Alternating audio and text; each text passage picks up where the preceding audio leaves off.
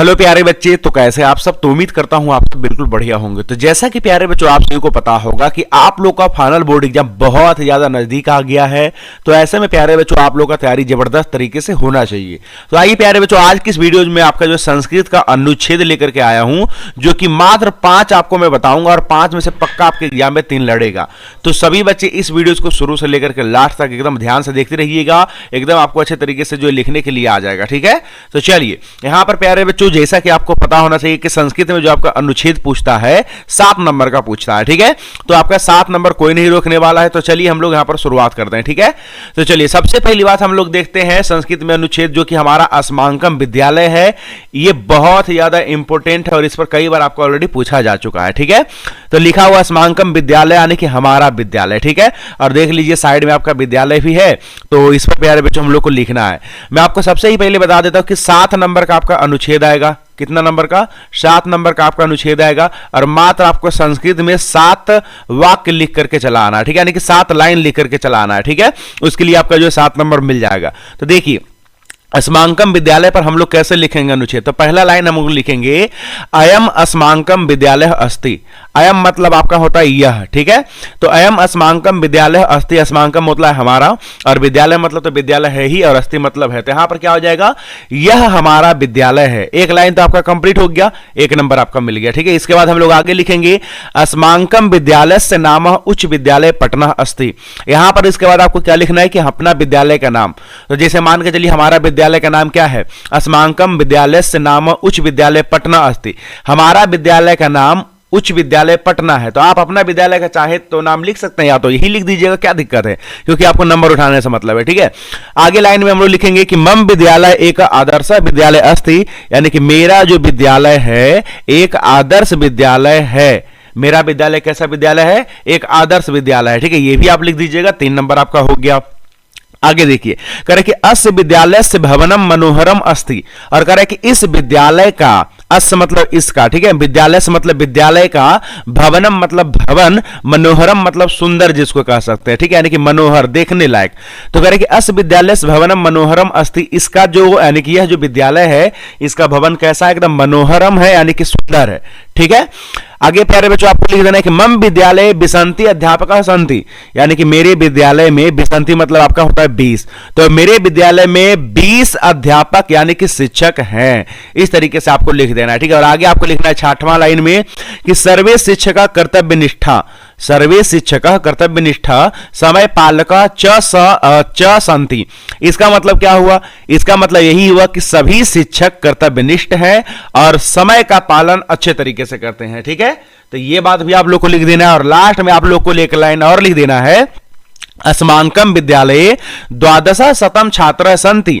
हमारे विद्यालय में कितने छात्र हैं, तो 12 मतलब होता है आपका 12, 12 मतलब कितना होता है 12, शतम मतलब आपका 100, तो यानी कि 1200 छात्र हैं। हमारे विद्यालय में कितने छात्र हैं, 1200 छात्राएं हैं। इस तरीके से आपको लिख देना है। ठीक है, तो बस ये प्यारे बच्चा आपका हो गया अस्माकम विद्यालय पर 7 नंबर आपका कोई नहीं रोकेगा। ठीक है, और ये तो आपका पहला हुआ, मैंने आपको बोला कि 5 में आपको बताने वाला हूं। ठीक है, तो इसको एकदम अच्छे तरीके से आप अपने कॉपी में लिख करके एकदम याद कर लीजिएगा। ठीक है, आगे बढ़ते हैं।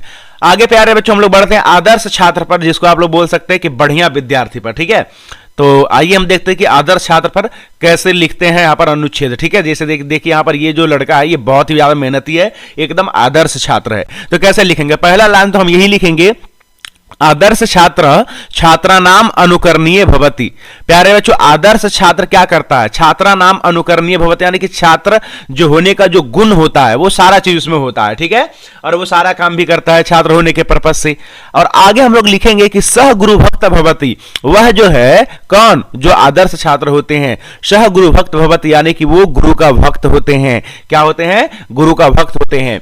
इसके बाद हम लोग लिखेंगे कि आदर्श छात्र सदाचारी भवत, और साथ ही साथ जो भी आदर्श छात्र होते हैं वो 1 नंबर का सदाचारी होते हैं। सदाचार मतलब समझते हैं ना, जैसे कि अगर मम्मी बोल दी है एक काम तो करने के लिए एकदम बिल्कुल कर दोगे, पापा बोल दिए मतलब एकदम सदाचार का एकदम पालन करना। ठीक है, आगे प्यारे बच्चों आपका कह रहा है कि सह मधुरभाषी भवति, और वह जो है मधुरभाषी होते हैं। मधुरभाषी मतलब प्रिय बोलते हैं, ठीक है। यानी कि ऐसा नहीं कि एकदम मुंह से किसी को गाली गलौज दे दिए, ऐसा नहीं होता है स्टूडेंट के अंदर, ठीक है। तो सह मधुरभाषी भवति।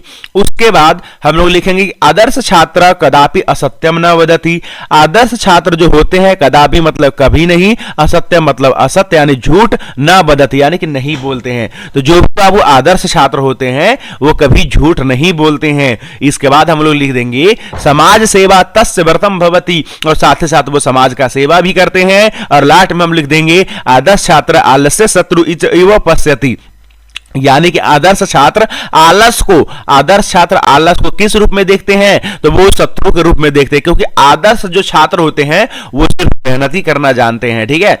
और अगर उनको कह दीजिए कि आलसी हो तुम, तो नहीं, वो उनके अंदर कभी नहीं हो सकता है। वो आलस को एकदम शत्रु मानते हैं, इसीलिए आलस से वो दूर ही रहते हैं, ठीक है। वो मेहनत ज्यादा करते हैं, ठीक। तो चलिए, आदर्श छात्र पर भी मुझे पक्का विश्वास है कि आप लिख देंगे। और आगे बढ़ते हैं बाबू, आपका अगला अस्माकम देश यानी कि भारतवर्ष, यानी अपने देश पर हम लोग प्यारे बच्चों बढ़ते हैं, ठीक है। ये तो आपका प्यारे बच्चों एकदम 100% आ जाएगा, ठीक है। तो देखिए हमारा देश पर कैसे लिखेंगे। हम सबसे पहली बात लिखेंगे कि अस्माकम देश भारतवर्षम अस्ति, यानी कि मेरा देश यानी हमारा देश क्या है, भारतवर्ष है, सभी बच्चों को पता है, ठीक है।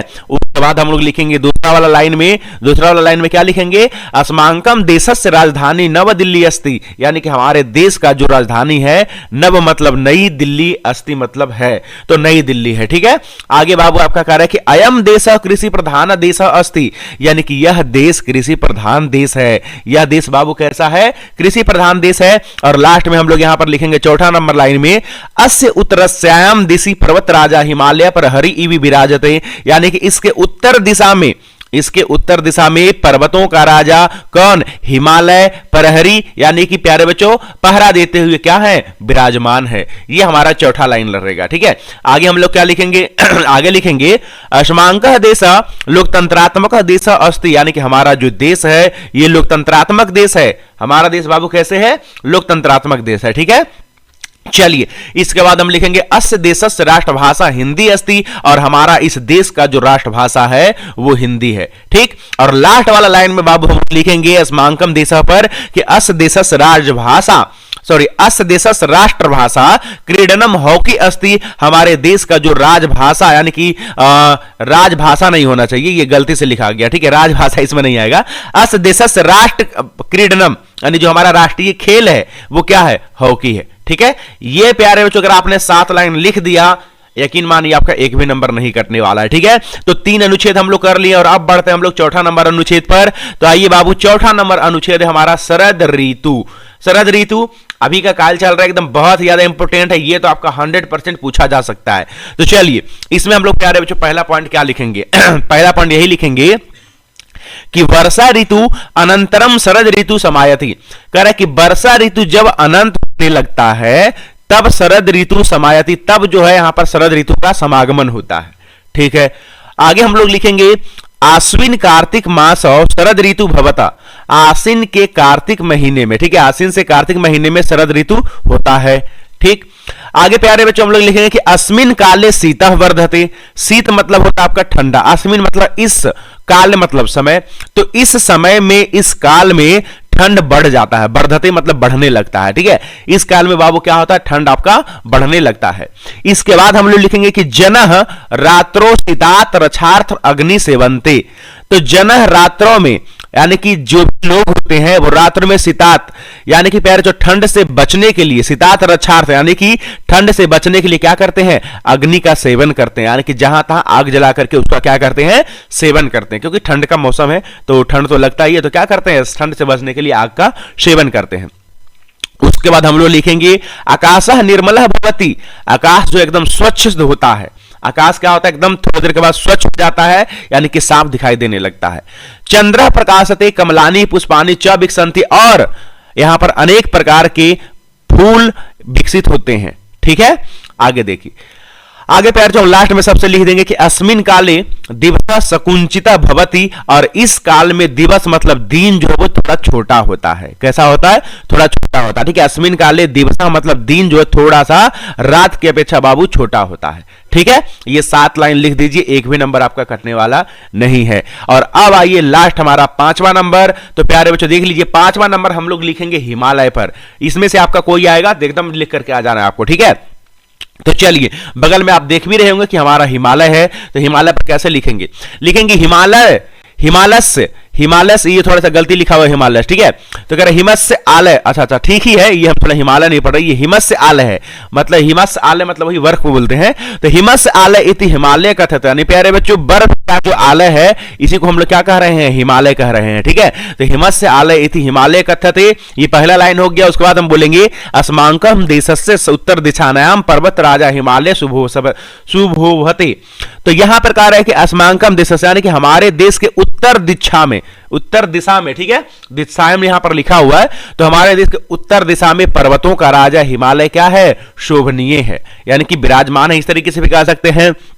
और तीसरा लाइन लिखेंगे अस्मिन क्षेत्रे औषधिनाम वृक्षा अधिकः सन्ति, इस क्षेत्र में यानी कि हिमालय के क्षेत्र में औषधि का वृक्ष अधिक पाए जाते हैं। ठीक, और उसके बाद बाबू हम लोग चौथा लाइन में लिखेंगे इतः गंडकः यमुना इत्यादयः नद्यः निसरन्ति, यानी कि इसी से, यहां से गंगा यमुना इत्यादि नदियां निकलती है। निसरन्ति मतलब निकलती है।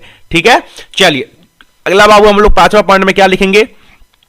ऐसा पर्वत अस्माकं शक्ति स्रोत रूपेण शुभोवते, यानी कि प्यारे बच्चों ऐसा पर्वतों का राजा हमारा शक्ति स्रोत रूपेण क्या है? शोभनीय है। ठीक, आगे देखिए प्यारे बच्चों हम क्या लिखेंगे? अस महिमानम मुन्य कव्य शास्त्रकारा चा गायंती, और इसका जो महिमा है, मुन्य मतलब ऋषि लोग, कव्य मतलब कवि लोग, शास्त्रकारा इत्यादि में गाए जाते हैं। ठीक है, आगे प्यारे बच्चों लास्ट में लिख देंगे अयम पर्वतः अस्माकं रक्षक अस्ति, और यह जो पर्वत है हमारा क्या है? एक प्रकार का रक्षक है, यानी कि रक्षा करने वाला है। ठीक है, तो प्यारे बच्चों इस वीडियो में मैंने आपको 5 अनुच्छेद बताया है। इस 5 अनुच्छेद को अपना कॉपी पर लिख करके एकदम अच्छे तरीके से याद कर लीजिए। ठीक है प्यारे बच्चों, पक्का आपके एग्जाम में आएगा, एकदम आपको एकदम अच्छे तरीके से बना करके आ जाना है। ठीक है, तो चलिए प्यारे बच्चों आज का यह क्लास कैसा लगा आप लोग को कमेंट में फटाफट से लिख देना है। तो चलिए अभी के लिए बस इतना ही, मैं मिलता हूं आपको नेक्स्ट वाली क्लास में, और अगला वीडियो किस टॉपिक पर चाहिए आप लोग ये भी कमेंट कर दीजिएगा। ठीक है, तो मैं मिलता हूं आपको नेक्स्ट वाली क्लास में, तब तक के लिए see have a good day, bye bye.